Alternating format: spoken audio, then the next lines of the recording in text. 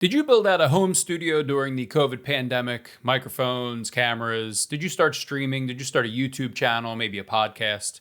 Well, I did a few years ago with the Art of Network Engineering podcast, and it has come time to make some home studio upgrades. So I'm going to show you a round of gear upgrades that I'm in the midst of. Stay tuned.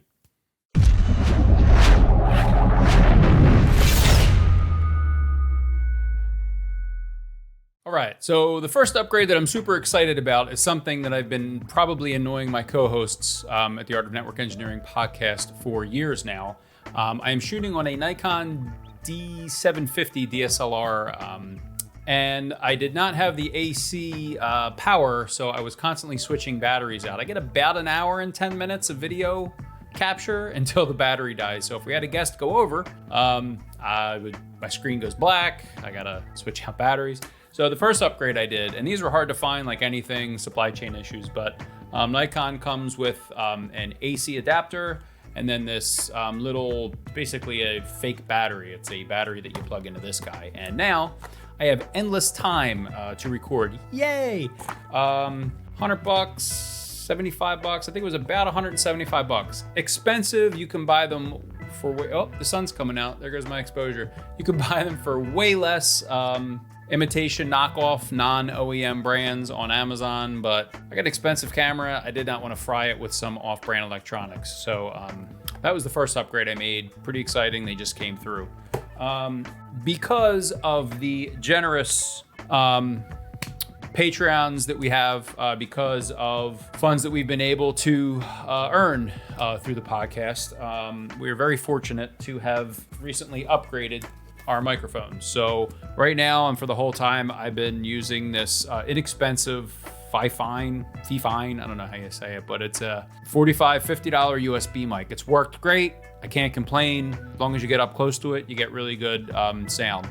But in an effort to streamline and standardize the sound of the show, we've been able to procure these Shure SM7B mics.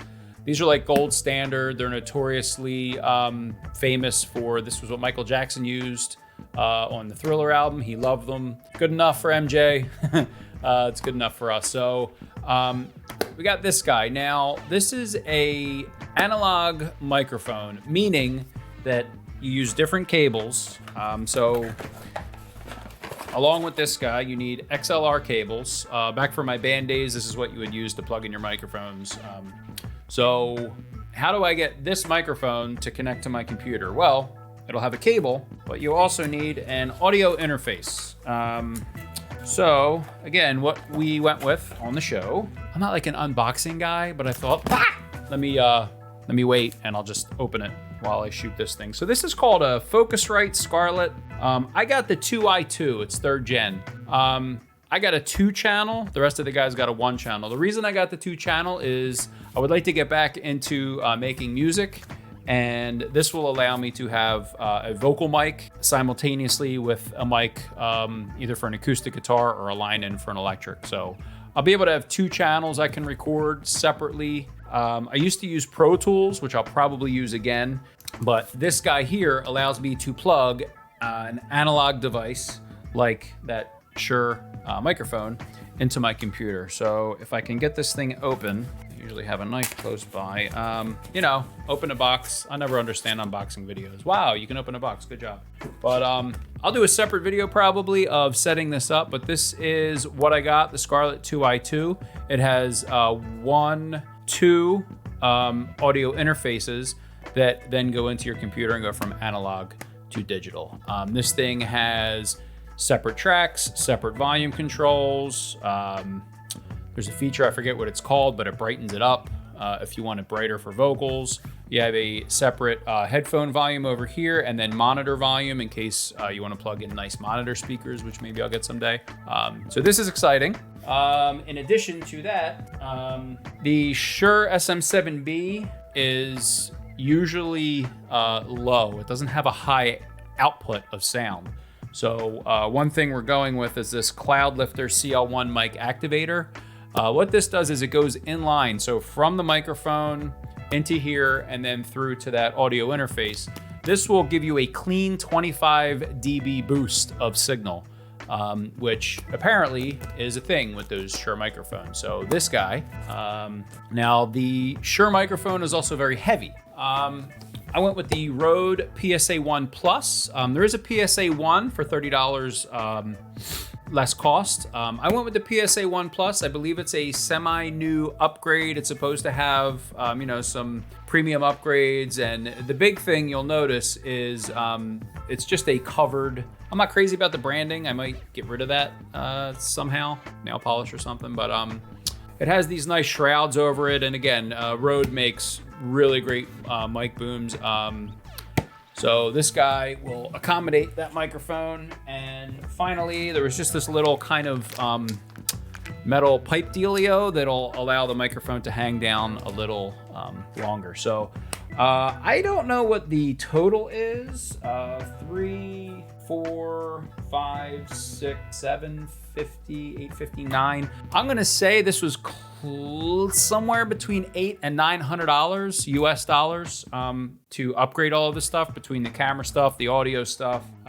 Some of it isn't cheap. The mic I think was $300. The stand is $130. This thing is $150. It was another $175 for the camera power stuff. It all adds up. It's not cheap, but the show was able to pay for some things like the microphone. I was able to pay for some of the other stuff, and I just think it's worth it because I love creating content. I wanted to, we all wanted to up our production value, and I'm sick of changing batteries in my camera every hour. So anyway, they're the home studio upgrades. I might shoot some video on setting the stuff up. Most of it's pretty straightforward. You install your boom arm, you plug the microphone into it, you plug a cable into here and there. The only thing I'm not sure of is the audio interface, but again, it's probably USB on the back, analog on the front, and that audio will interface with some kind of software, be it Audacity, whatever we use for recording. I believe, use it with Pro Tools, which is a pro audio production software suite, so if I want to play around with some music. So anyway, that's it. Maybe there'll be some more videos to come. I'll put links to all these products in the description in case you want to click them, check them out, do some research. But I'm really excited. I'm hoping to take this to the next level as far as production quality goes. And so hopefully you found a little bit of this useful. When you're trying to upgrade your home studio gear, there's a ton of stuff to choose from. I know I need to treat this room a little better. Oh, I also got these guys. I don't know if you can see them, but they're these LED. Oh, now I messed up my lights. They're these LED. I can also put a link. I don't have the box near here, but basically I went on Amazon, and for like $40, you get these two LEDs. I think they're 15 or 20 watt, 100 watt equivalent. Has an app on the on your phone that you can control them with, and you just get a little bit of mood lighting. Try to make this more interesting. The strip that you see was an old strip I had on my old desk, and that's another thing I'm doing too, is I used to be in a corner on an L desk, and I broke my L desk into just a rectangle for now. I'd like a stand-up desk eventually. I'm kind of holding off on that, but those strips were from the old desk that I had, and I just thought they kind of created a little bit of visual appeal, as well as I still have a little bit of acoustic foam behind me. So that's kind of my setup for now.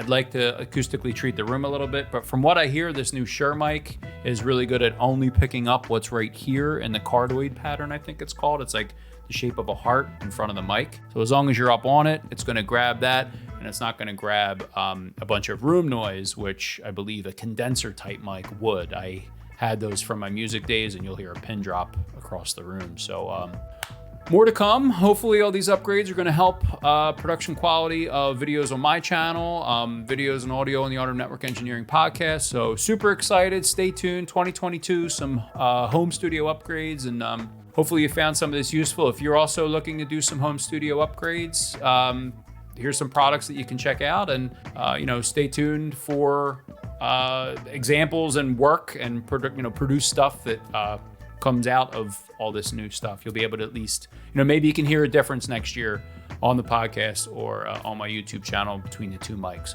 Hopefully you can. So anyway, thank you very much. Happy holidays, Merry New Year. Talk to you next time.